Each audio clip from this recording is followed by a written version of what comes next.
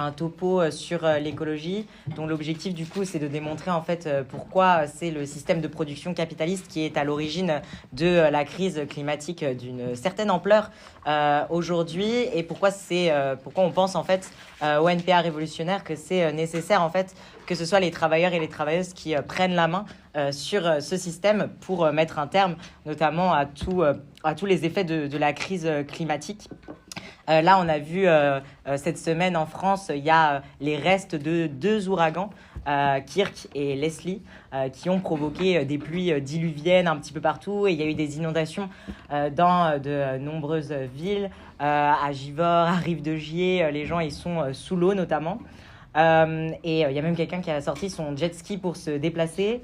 Le changement climatique en fait il rend de plus en plus probable en fait la multiplication de ces tempêtes, et il augmente aussi le risque d'ouragans plus puissants à cause du réchauffement des eaux des mers et des océans.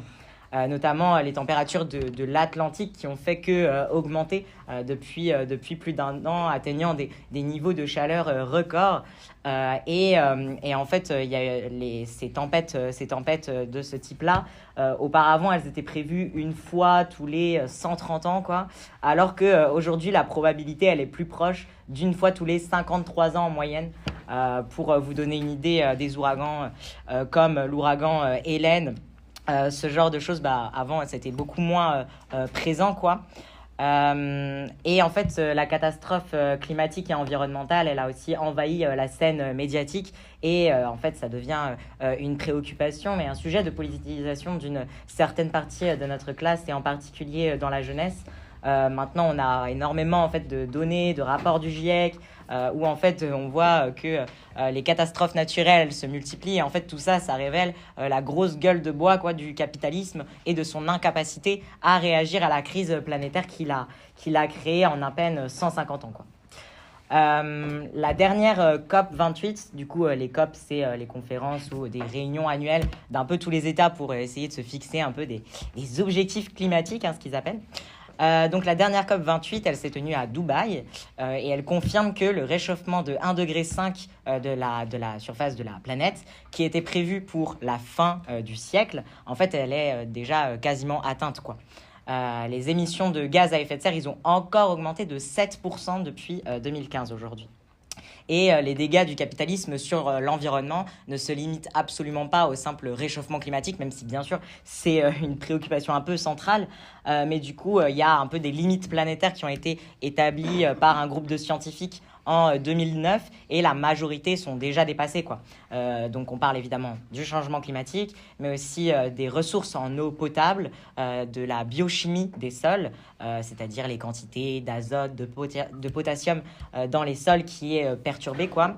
L'effondrement de la biodiversité, avec notamment la disparition massive d'espèces animales, mais aussi d'insectes, la pollution chimique et la modification aussi de l'usage des sols. Et l'acidification aussi des océans qui se modifient. Et en fait, tous ces éléments-là, combinés, en fait, cumulés, entraînent en fait un peu des points de bascule, quoi, par rapport à la question de la vie sur Terre et la planète un peu telle qu'elle était avant, quoi. Du coup, là, un peu dans la première partie, on va essayer de faire un petit état des lieux de où on en est, en fait, de la crise climatique, mais surtout qui en est responsable, quoi. Par exemple, voilà, le réchauffement climatique, on le sait, il est largement dû aux émissions de gaz à effet de serre. Et en fait, tout le monde n'est pas responsable de ces émissions à la même échelle, hein. D'ailleurs, c'est pas juste des militants communistes révolutionnaires qui le disent, hein. Il y a eu un rapport d'Oxfam en 2020 qui dit que les 10% les plus riches sont responsables à eux seuls de 50% des émissions de CO2. Et les 50% les plus pauvres, eux, ils sont responsables de seulement 7% des émissions de CO2. Et encore, là, on parle d'individus, mais on peut aussi parler d'entreprises. C'est encore plus flagrant. Il y a eu le rapport d'une ONG qui dit qu'il y a 100 grandes entreprises dans le monde, juste 100, qui sont responsables à elles seules de près de 70% des émissions de gaz à effet de serre. Et alors évidemment, les industries pétrolières comme Total font partie du palmarès.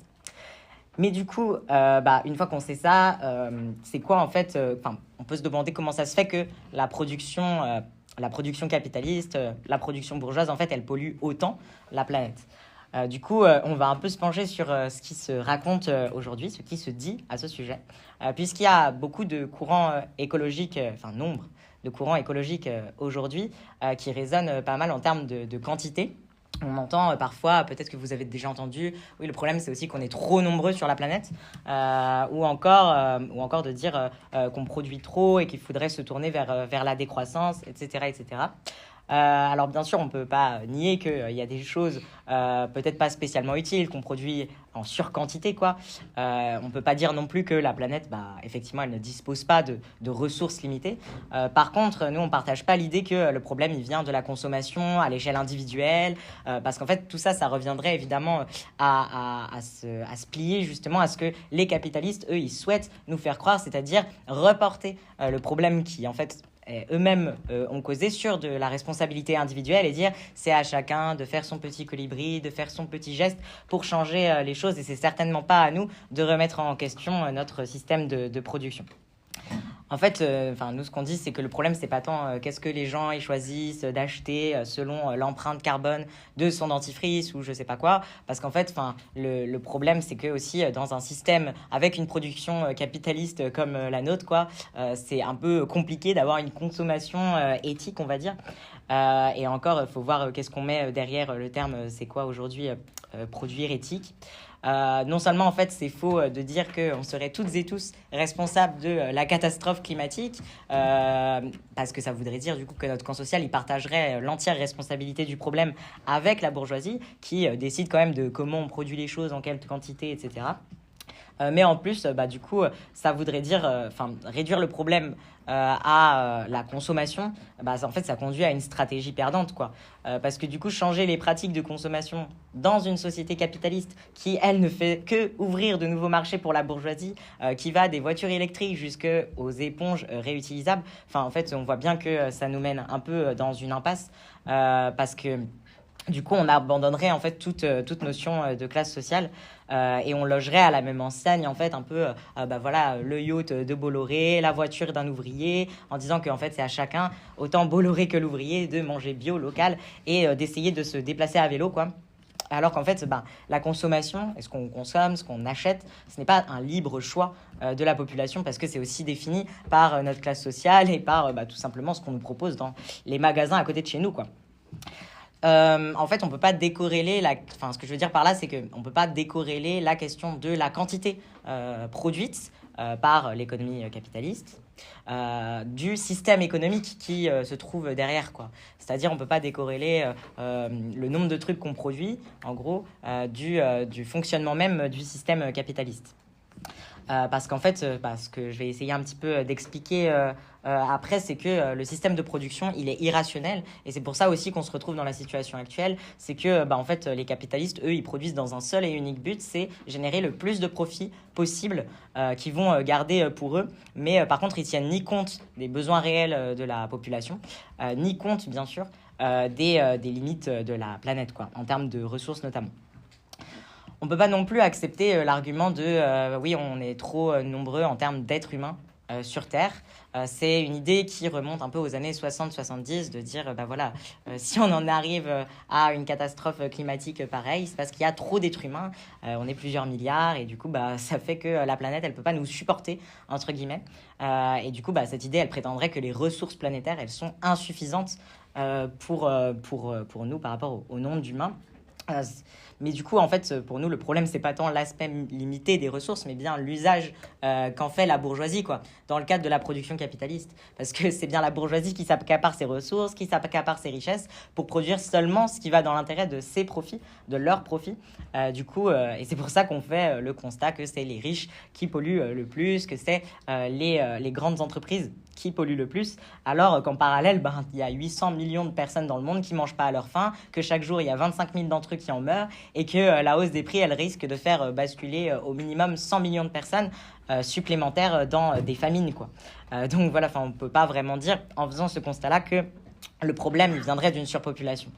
C'est une idée assez réactionnaire qui est d'ailleurs reprise allègrement par l'extrême droite, avec notamment toute une vieille campagne de l'action française qui tentait de se donner une image un peu verte, quoi, et qui disait pensée nationale, manger local, enfin voilà. Mais du coup, encore une fois, voilà, on ne peut pas raisonner en termes de quantité, il faut parler du système économique derrière la catastrophe climatique. Et du coup, pour simplifier un peu, voilà, le capitalisme industriel, c'est une ressource A qui est transformée dans une marchandise en marchandise B, en utilisant deux choses, donc le capital et du travail, de la force de travail. Et du coup, on sait que dans cette équation, il y a aussi des émissions de gaz à effet de serre qui sont générées. Et la marchandise qui sort un peu de tout ça, la marchandise B, elle génère du profit. Et c'est en fait justement cette recherche, cette quête constante de profit qui est le moteur de toute production capitaliste. Ça et uniquement ça, parce que du coup, pour eux, si pour générer tout ce profit, il faut détruire la santé de centaines de travailleurs et défoncer un écosystème entier, en fait, les capitalistes, eux, ils n'hésiteront pas une seule seconde à le faire. Tant que les travailleurs, ils peuvent retourner bosser le lendemain, eux, ça leur va très bien. Mais en fait, en produisant, du coup, ils tiennent ni compte des besoins réels de la population, ni des limites des ressources naturelles. Et leur seul objectif, qui est d'ailleurs un peu leur objectif commun, c'est l'accumulation de profits. Et du coup, on ne peut pas trop se dire que, on pourrait sortir de cette situation, sauver la planète en tentant de décarboner tout ou partie de l'économie, ce genre de choses, en essayant de rendre le capitalisme un peu plus verdi, on va dire. Nous, en fait, ce qu'on dit un peu clairement, c'est que, en fait, il faut surtout chasser l'accumulation en fait de profits privés, quoi, et qu'il faut mettre un terme à ce système économique entier, qu'on ne peut pas sauver le capitalisme parce qu'il est irrationnel dans son but, donc la quête constante de profits privés, et aussi dans son fonctionnement, puisque en fait, il ne fait que engendrer des crises économiques, des guerres, etc. Et d'ailleurs, Marx, il s'était déjà penché sur le phénomène de comment en fait le système capitaliste il arrive aussi à épuiser non seulement les travailleurs mais la planète, quoi. Pour lui, en fait, le capitalisme il a brisé ce qu'il appelle l'interaction métabolique entre les humains et la terre. En gros, c'est les transformations que l'être humain exerce sur son environnement qui, avec le capitalisme, prend une autre tournure, quoi. Il y a une petite citation dans le Capital, il dit « En outre, chaque progrès de l'agriculture capitaliste est un progrès non seulement dans l'art d'exploiter les travailleurs, mais encore dans l'art de dépouiller le sol, donc la terre. Chaque progrès dans l'art d'accroître sa fertilité, la fertilité du sol, pour un temps, en fait, c'est un progrès dans la ruine de ces sources durables de fertilité. » Donc, je vais expliquer un petit peu cette citation. Marx, en fait, il s'appuie sur les travaux d'un chimiste allemand qui s'appelle Justus von Liebig, je crois que ça se prononce comme ça, qui montre en fait que l'agriculture moderne, elle ruine la fertilité des sols, notamment avec l'usage des pesticides. Ça fait que la terre, à court terme, elle va plus produire, par exemple, je sais pas moi, des patates. Mais par contre, à long terme, en fait, tu vas plus rien pouvoir faire pousser d'autre sur ce sol en question que des patates. Enfin, tu as un peu brisé l'équilibre, en gros, notamment de la chimie des sols, ce qui impacte durablement la fertilité de ce dernier, quoi. Et en fait, de ce fait, c'est là que Marx dit, voilà, l'interaction métabolique entre les humains et la terre, elle se dégrade à cause de l'usage qu'on en fait, à cause de la production capitaliste qui amène les capacités de la planète à bout de souffle. Et c'est ça, donc, la rupture métabolique. Et en fait... oui, voilà. La production agricole actuelle, c'est encore une catastrophe en termes d'érosion des sols, en termes de pollution des nappes phréatiques, de l'atmosphère, d'appauvrissement de la biodiversité. Et c'est bien probable que, en fait, si c'était les travailleurs et les travailleuses qui avaient la main, justement, sur la manière dont on produit, sur la production agricole, en fait, si on avait à réorganiser nous-mêmes ce secteur, quoi, on romprait sans aucun doute avec bon nombre de pratiques aux effets désastreux, tant pour l'environnement que pour aussi notre propre santé, quoi. Et surtout, en particulier, la santé des travailleurs agricoles. Qui développent tout un tas de problèmes de santé, notamment liés à l'usage de certains pesticides.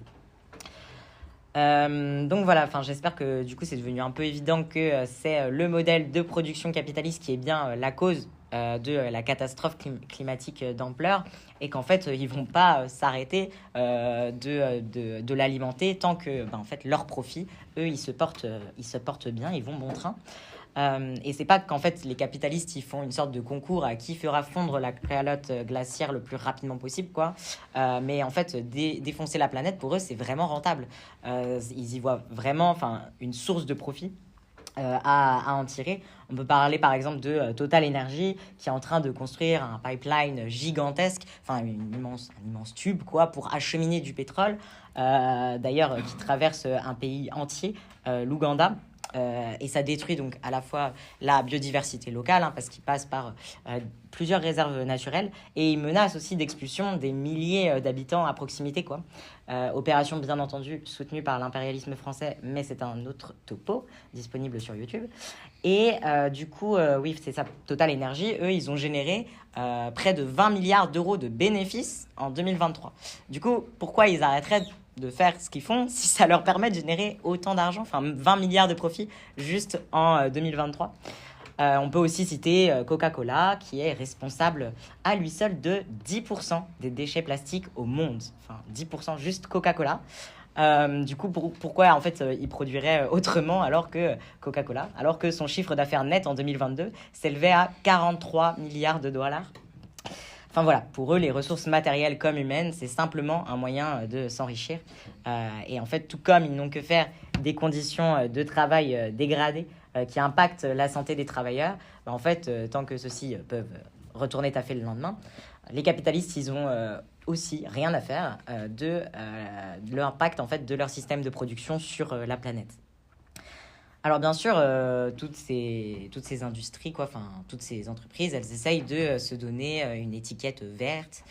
Déjà Total qui s'est renommé Total Energy et qui fait plein de publicités. Je ne sais pas si vous n'avez pas vu passer sur Twitter des publicités il y a quelques mois en mode Total Energy, l'énergie de demain, un peu en mode on fait des trucs renouvelables et tout, alors que c'est une industrie pétrolière en plus. Mais du coup, pour masquer en fait leur responsabilité dans cette crise écologique, y a pas mal d'entreprises qui investissent dans la communication pour se donner cette image super écolo. Je vais prendre aussi l'exemple de Ikea. Sur leur site internet, ils ont toute une page avec plein d'articles sur leur prétendu engagement éco-responsable, comme quoi, je cite, « Ils essayent de limiter leur impact sur le climat avec une démarche respectueuse de l'écosystème. » Voilà, un joli mot pour dire qu'en fait, Ikea est responsable à lui tout seul de 0,1% de l'ensemble de la production de gaz à effet de serre dans le monde, ainsi que de la déforestation de toute une partie de l'Europe du Nord. Voilà, donc une entreprise tout à fait respectueuse de l'environnement. Et voilà, le capitalisme, il amène la société, la planète au bord du gouffre. Et en fait, ce sont aussi on peut aussi se poser la question de, mais du coup, qui c'est qui paye la note à la fin, quoi, de tous ces changements climatiques, notamment. En fait, c'est les populations les plus pauvres qui payent la facture la plus salée. Déjà, on peut vite se rendre compte, même ici en France, quand il y a des canicules par exemple, que c'est évidemment les travailleurs qui bossent par exemple dans le BTP ou dans des secteurs déjà les plus compliqués, notamment les plus physiques, qui payent beaucoup plus, qui payent directement en fait le prix du réchauffement climatique, tandis que les bourgeois dans une villa climatisée au bord de la mer, quoi, avec jacuzzi, je pense qu'ils le sentent pas trop passer non plus, quoi, l'épisode caniculaire, on va dire. Donc là, je tire un peu des gros traits, mais je pense que vous voyez un peu très bien ce que je veux dire. Eux, les bourgeois, en fait, ils trouveront toujours des solutions individuelles, à leur échelle aussi, avec l'argent qu'ils ont, pour pallier, en fait, pour éviter de subir les conséquences du réchauffement climatique, notamment. Et parfois, ils s'organisent même un peu à large échelle. C'est un exemple qui date un peu, mais à Bangkok, le gouvernement thaïlandais, face aux inondations, il a érigé des digues qui protégeaient uniquement les quartiers riches. Voilà, donc tous les quartiers autour n'étaient absolument pas protégés, c'est-à-dire les quartiers pauvres qui étaient donc exposés aux inondations. Et par contre, le centre-ville, les quartiers riches, ça par contre, on a fait d'énormes digues, en veux-tu en voilà, pour se protéger. Et évidemment, le réchauffement climatique, c'est aussi des réfugiés climatiques, quoi. Selon le Haut Commissariat des Nations Unies pour les réfugiés, il y aurait 260 millions de réfugiés climatiques en 2030. 260 millions en 2030 et jusqu'à 1,2 milliard en 2050. Voilà. Donc tout ça, c'est lié à plein de choses directement causées par le réchauffement climatique. Donc chaleur étouffante, accélération de catastrophes naturelles, notamment dans des régions comme l'Asie du Sud-Est où encore à cause de la montée des eaux provoquée par la fonte des glaces, etc. Enfin, bref, toutes ces catastrophes cumulées, on va dire, vont rendre plein de zones partout sur la planète complètement inhabitables, d'où le nombre de réfugiés climatiques. Un exemple récent, ces derniers mois, il n'a pas assez neigé sur l'Himalaya, une grande montagne quand même, où en tout cas en fait la neige elle ne tenait pas, elle ne tient pas suffisamment sur l'Himalaya, il fait pas assez froid, il ne neige pas assez. Sauf que l'Himalaya alimente en eau 3 pays qui ne sont pas les plus petits, l'Inde, le Pakistan et l'Afghanistan. Donc ça veut dire que il y a en fait 1,9 milliard de personnes en Asie qui tiennent leur source d'eau potable principale de l'Himalaya et de la fonte en fait des glaciers de l'Himalaya qui viennent les alimenter en eau. Donc c'est plus de 24% de la population mondiale au bas mot, qui donc risque très prochainement, là maintenant, de se retrouver privé d'eau potable ou d'une grosse partie en gros de sa source principale d'eau potable à cause de ça. Il y a aussi le continent africain qui va devenir quasiment inhabitable en fait d'ici la fin du siècle avec la désertification, les chaleurs étouffantes, etc. Mais par contre, pour nos gouvernements, c'est absolument pas question pour eux de payer les pots cassés et encore moins question pour eux d'accueillir les réfugiés, qu'ils soient climatiques ou non d'ailleurs, puisque en fait, ils investissent des fortunes pour empêcher les réfugiés en question d'accéder aux pays qui ne subissent pas aussi de tels dérèglements climatiques.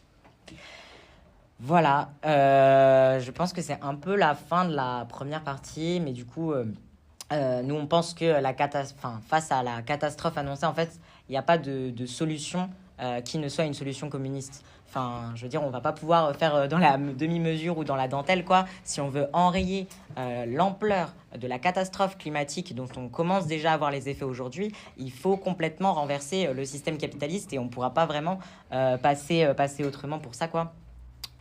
Donc voilà, le capitalisme, lui, malgré toutes ces tentatives cosmétiques, on va dire, d'essayer de montrer qu'il est en capacité de gérer la situation et de régler la crise qu'il a lui-même engendrée.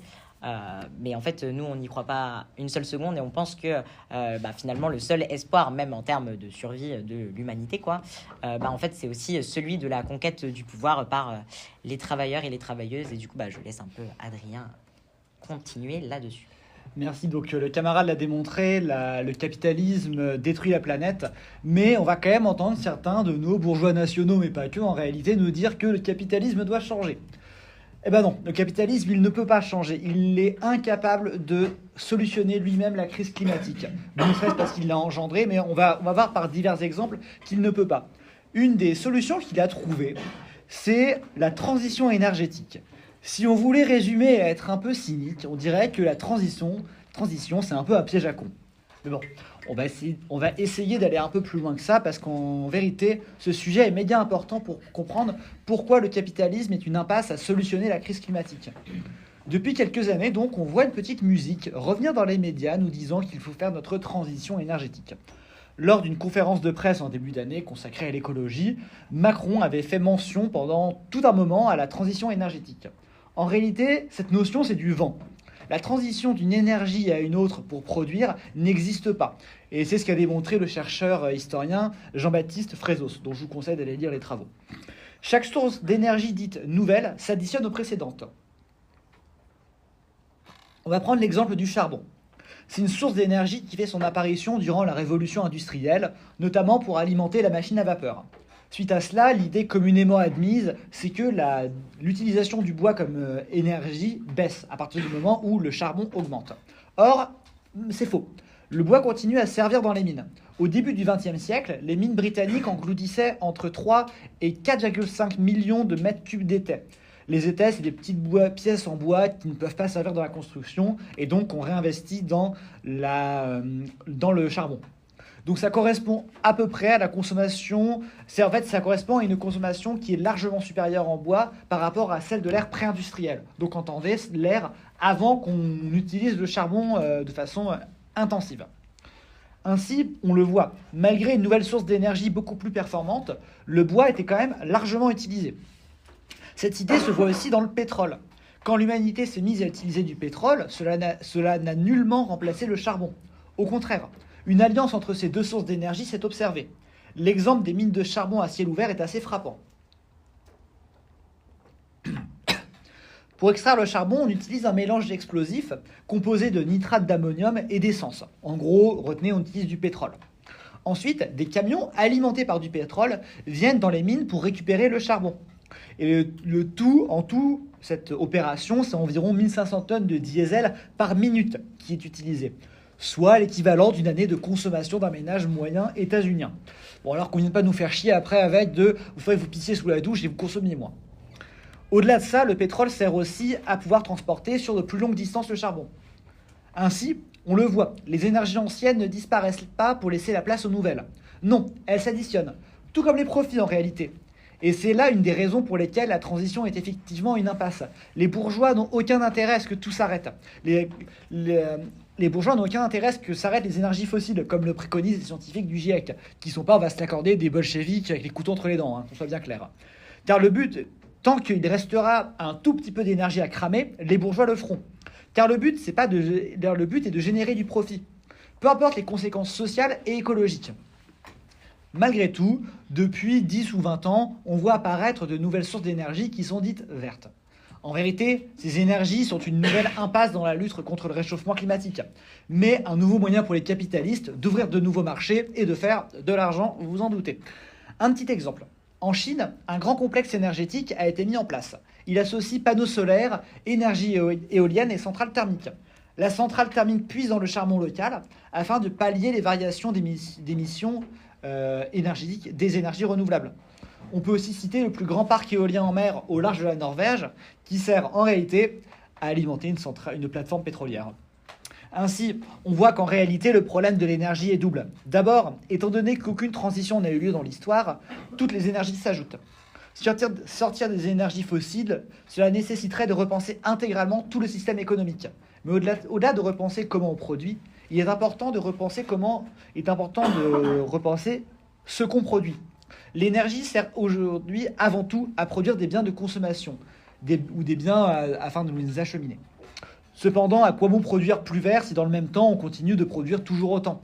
C'est cette surproduction du système capitaliste qui mène la biodiversité à sa perte, qui épuise les sols, mais aussi les humains en réalité.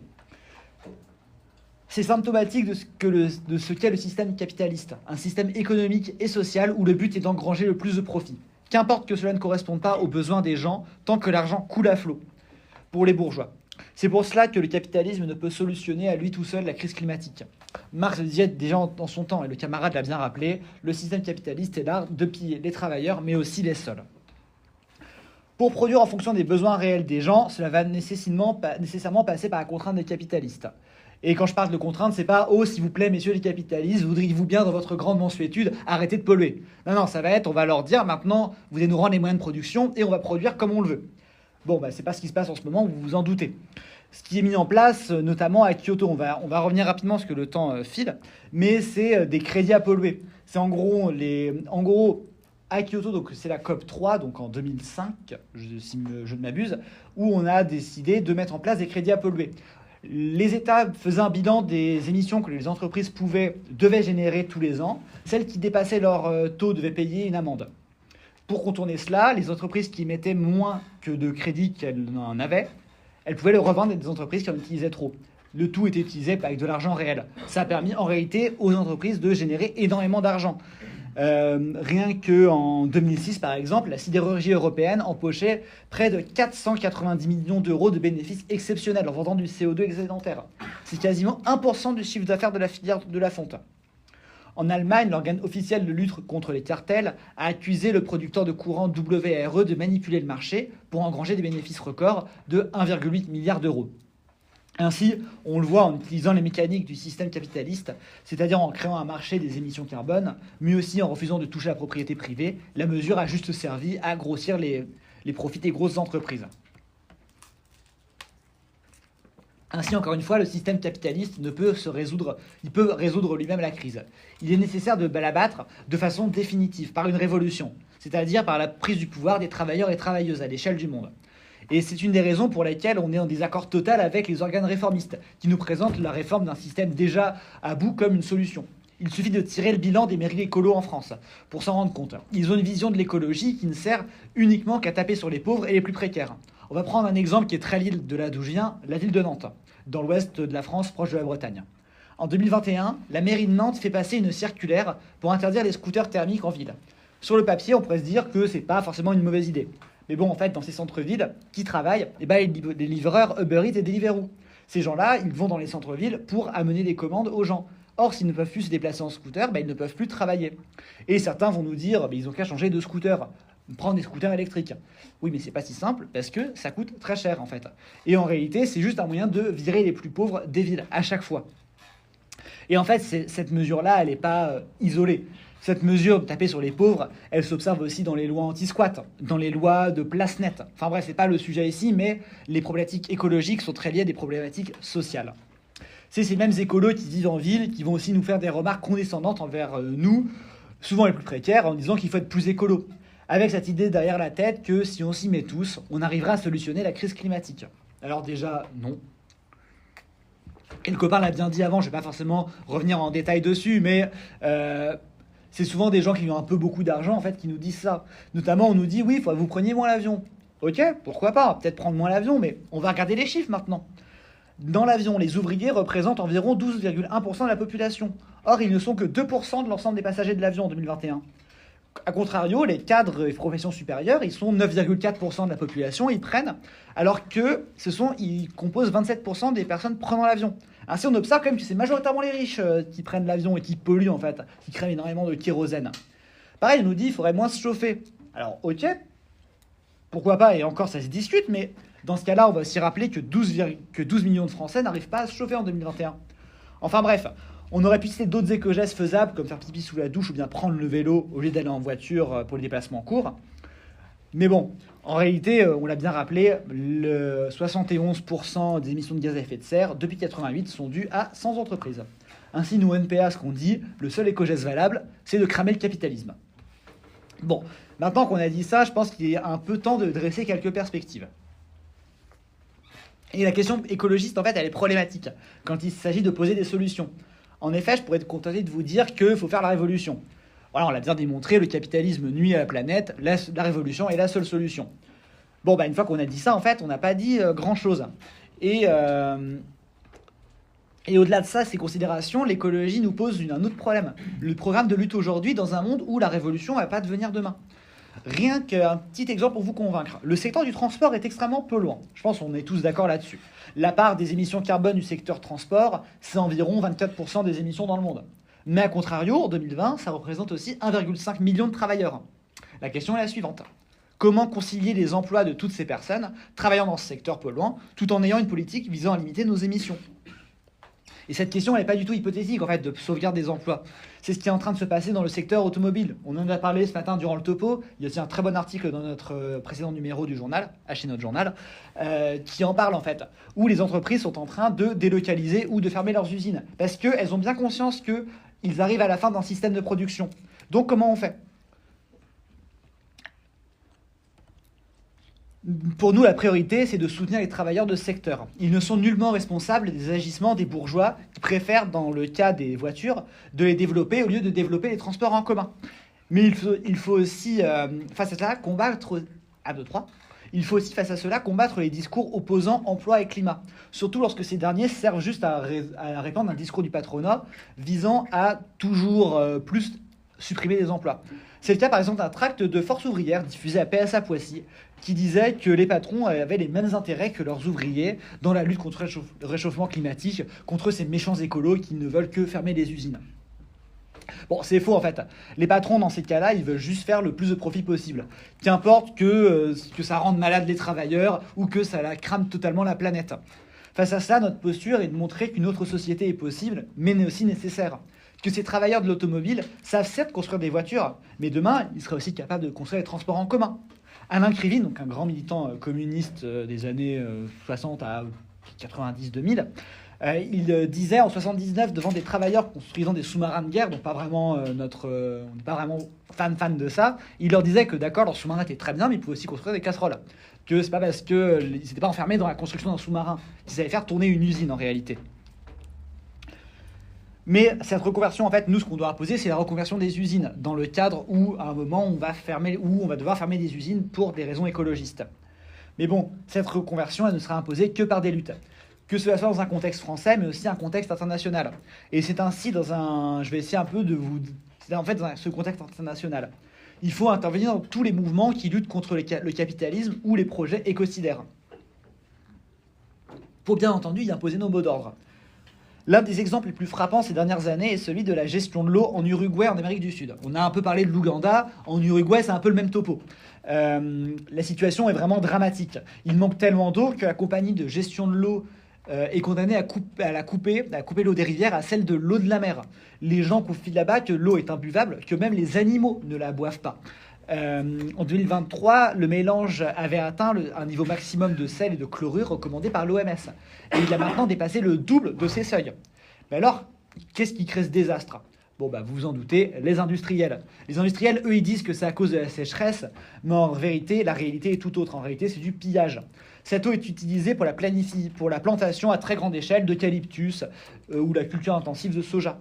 L'Uruguay compte environ 16 milliards d'hectares. Ouais, bon, bref, on va partir sur cet exemple-là. Voilà, en gros, c'est les capitalistes qui s'accaparent ces ressources. Face à ça, en fait, on a des travailleurs qui sont entrés en grève, notamment le 27 et 28 juillet de l'année 2023, pour dénoncer les sous-effectifs de leur entreprise et les privatisations, mais aussi, vous vous en doutez, un peu contre les dégâts écologiques qu'ils menaient. Donc ils étaient à environ 3,5 000 salariés en grève à la demande, et ils demandent en fait à être beaucoup plus. J'ai pas forcément trouvé les suites politiques de leur grève, mais voilà. Il y a aussi, dernièrement, en 2024, le gouvernement négocie avec 4 grosses entreprises pour construire un réservoir qui détiendrait l'eau du Rio de la Plata, donc une grosse rivière dans cet endroit-là, quelques jours par an. Un mouvement de manifestation et de blocage s'était alors organisé. Des assemblées générales ont eu lieu avec certaines propositions vraiment intéressantes. C'est un article de Solidaire, je reprends ça, j'ai pas trouvé exactement les propositions. Mais en fait, face au manque d'organisation, notamment de la part des partis et organisations bien installées, le mouvement s'est essoufflé. Donc donc en fait, nous, notre perspective révolutionnaire là-dedans, c'est d'intervenir dans tout ce genre de mouvement. Alors, pour les organisations là-bas, parce qu'on va pas intervenir, nous, Français, là-bas. Ce serait un peu... ça n'aurait pas vraiment de sens. Mais dans les mouvements en France, c'est d'intervenir dans tous ces mouvements-là, en fait. Alors c'est vrai qu'ils ne vont pas changer la face du capitalisme ou la face du monde. Mais ils ont quand même le mérite de poser la question de la répartition des richesses et de comment on peut arriver à avoir une société de gestion plus viable. Et en fait, c'est un peu cette tâche immense qui nous attend. Et les tâches, en fait, elles sont immenses à ce défi que nous impose la crise climatique. Si on voulait résumer, une partie de la solution est dans un changement global de société. Cela consiste à réorganiser rationnellement le monde de manière à saisir les besoins des populations en économisant au maximum les ressources de l'environnement. Si le rôle central de la classe ouvrière industrielle dans ce projet est évident, il en reste qu'elle ne peut pas le mener seule. La question de la réorganisation du secteur agricole est également un point crucial. La production agricole actuelle est une catastrophe en termes d'érosion des sols, de pollution des nappes phréatiques et de l'atmosphère, d'approvisionnement de la biodiversité. Enfin bref, une catastrophe. Il est probable que les travailleurs, s'ils avaient à réorganiser eux-mêmes ce secteur, rompraient avec bon nombre de pratiques aux effets désastreux, tant au point que de l'environnement que pour leur propre santé en fait, et aussi pour leurs conditions de travail. On n'oubliera pas que le suicide chez les agriculteurs est un problème réel et dramatique. S'appuyer sur les solutions technologiques pour produire, mais aussi pour dépolluer l'eau, l'air, les sols, enrichir la biodiversité. Ce sont tous des enjeux pour sortir d'une économie suicidaire. Cela repose par la conquête politique du pouvoir par les travailleurs et travailleuses, la confiscation économique des profits et une réorganisation complète de tous les secteurs de la production et des transports. Elle ne peut être menée à son terme que par celles et ceux qui n'ont plus que jamais rien à perdre, les travailleurs. Merci de votre écoute.